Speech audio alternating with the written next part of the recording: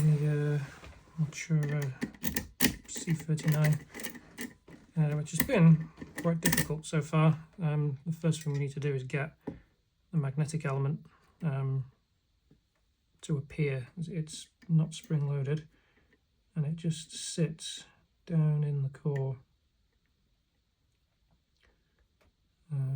Problem is actually catching it with a magnet is fairly hard work. So we need to try and catch it and then apply tension, which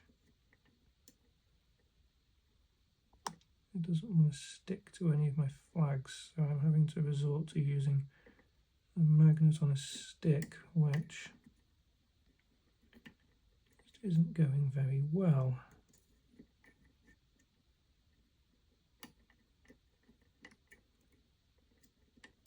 We should be about here.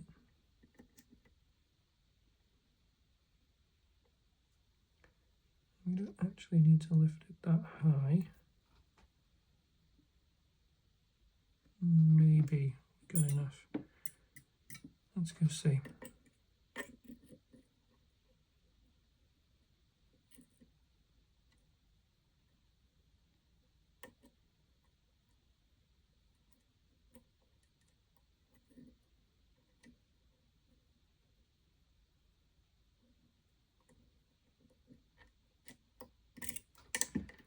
Yep, try again.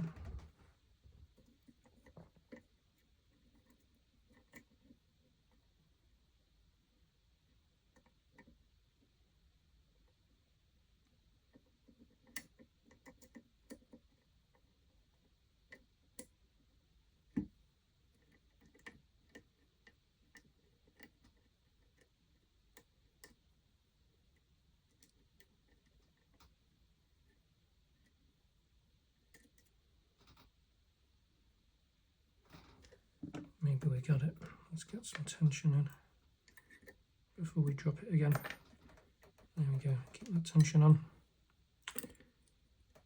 So let's go down the pin stacks and try setting some stuff.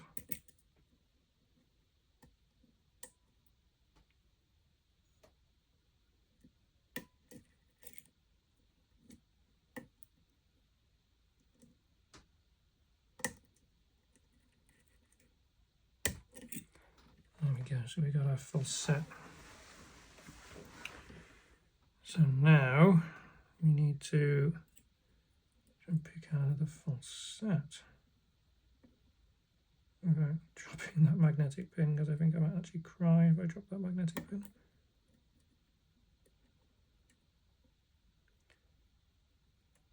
So this has a spool on one and three.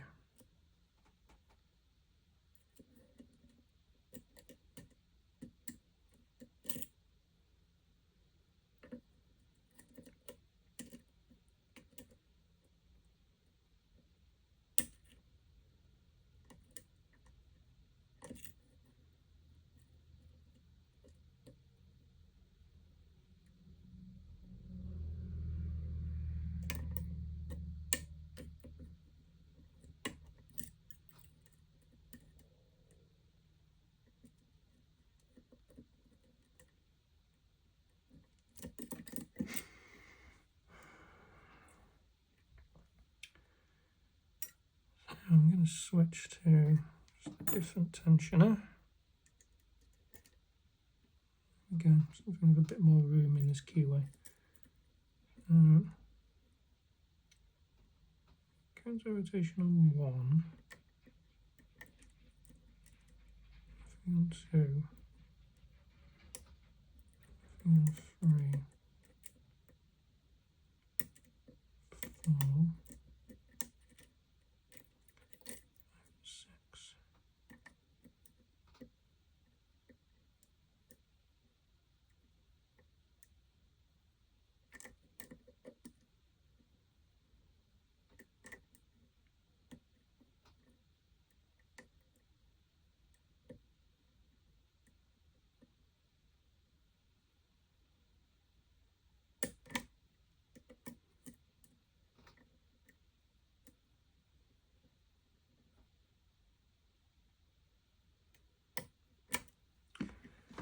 So I think what I'm doing is hitting the interactive 1, 2, 3, 4. So 6 should be a super high lift on this. 1, 2, 3, 4, 5. 6 should be basically a max lift. So let's see if I can get in there without disturbing that interactive element too much.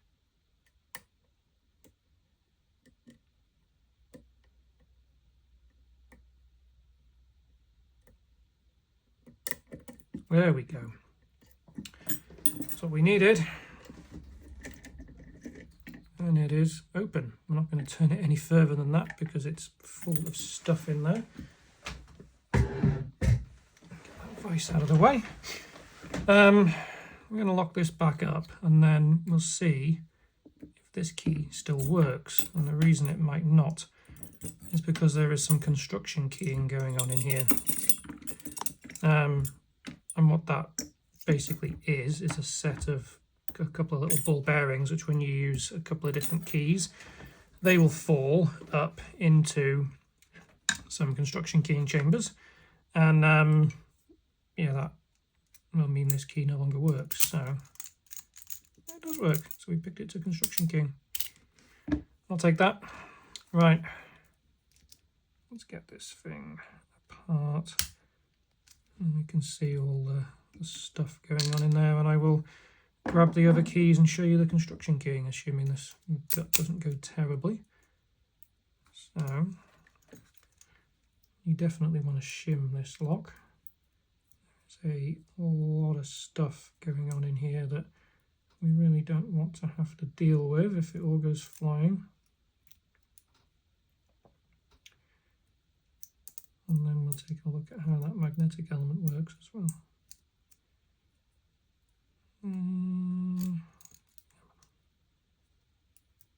Shim in. There we go. And follow it.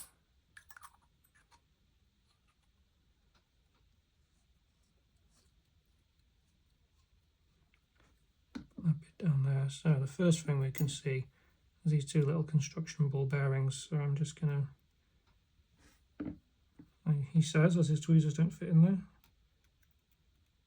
I'll try and just pop those out onto the tray. So they are in positions 2 and 4. So I'll put those in 2 and 4. And then there's key control stuff here and also key control stuff on the bottom. So I'm going to try and just dump out some of these pins. So that's 6. And then there's a key control down there. Try and get some more of this stuff out of here before we lose all the key control from the bottom. So that's going to be, I think this torpedo is on 3, so that one's going to be 4, 2, and then pin 1. Pin 5 won't come out because it's magnetic, so we'll deal with that in a minute. Let's try and get to these. So this is the passive key control helmet 5. 1, 2, 3, 4, 5, 4, 3, 2, and 1.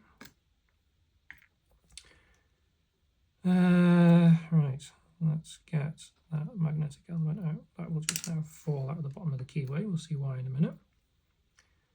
And then we can get these final two just bits of passive key control out, so they go in to 1 and then 4. Right, so that's the core. You see these holes are for the little construction keying bits. We'll get one of the other keys out and kind of show how that works in a minute. And there is a straight path through from the driver pins to these bottom key retention pins as well. So let's get the top pins out and then we'll have a look at how this magnetic element works. It is slightly unique. So there's that high set spool on 1.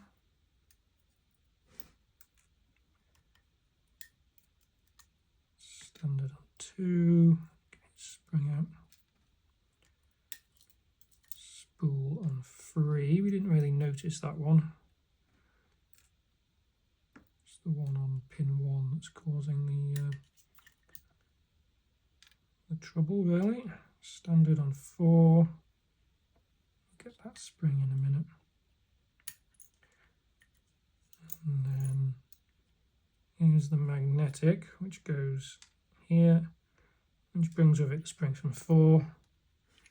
And then just, there we go. It'll jump all over the place because of course it will. So that's 6 with its standard. And then I'm just going to leave those together so they don't make anything else angry, but that's the magnetic driver and the key pin, and this is a brass spacer that fits in there. So that's the guts of the thing. These bottom pins are shaped, so they will interact with these like math symbol cutouts on the key, so it doesn't work in these ones. It has to go in a particular slot, and the orientation matters for these.